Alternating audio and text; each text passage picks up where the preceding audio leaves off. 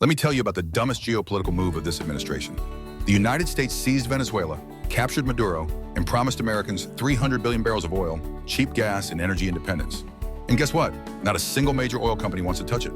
Not Exxon, not Chevron, not Shell. Meanwhile, while the United States was in Caracas, China locked down 90% of the world's rare earth supply.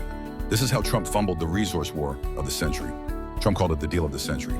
But here's the reality they didn't tell you. Venezuela's oil infrastructure is obliterated. Years of sanctions turned it into a graveyard.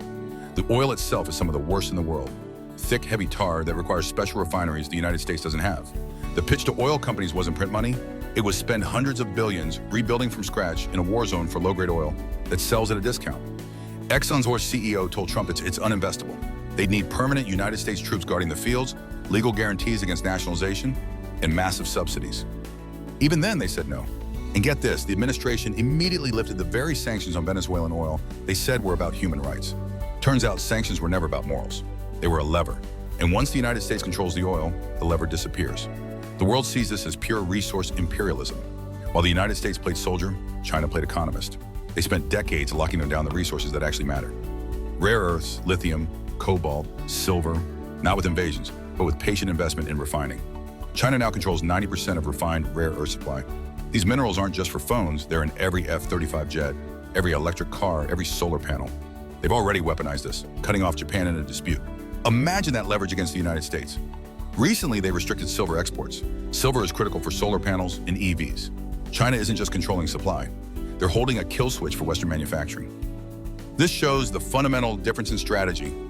America, short-term, military-driven, reactive, invade, seize, hope corporations follow. Plan in election cycles. China, long-term, economic-driven, strategic. Build supply chains, create dependencies, become indispensable. Plan in decades. China didn't win by being smarter. They won by being more patient. They saw oil was the past. The minerals for the green and digital future are everything. So now, the United States is stuck. The United States occupies a country whose oil the United States can't use. To compete with China, the United States would need to spend trillions. The United States doesn't have to rebuild industries they spent 30 years perfecting.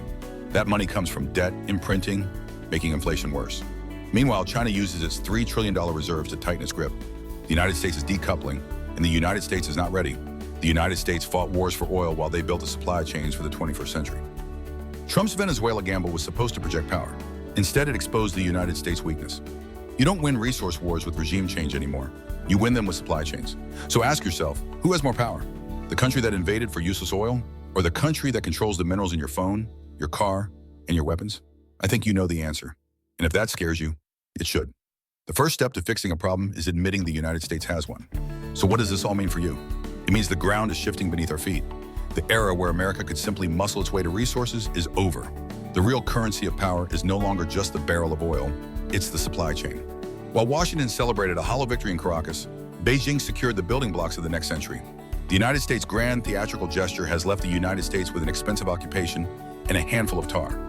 Their quiet, patient strategy has given them control over the elements that power everything from your smartphone to the national grid. This isn't about partisan politics. It's about a fundamental failure of long-term vision.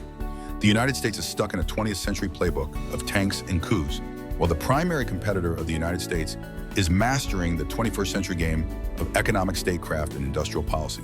The wake-up call isn't coming, it's already here, ringing in the form of controlled minerals and restricted exports. The question now is whether the United States will finally start listening, or if the United States will keep chasing the next flashy, useless headline while the foundation of the United States' future is shipped overseas.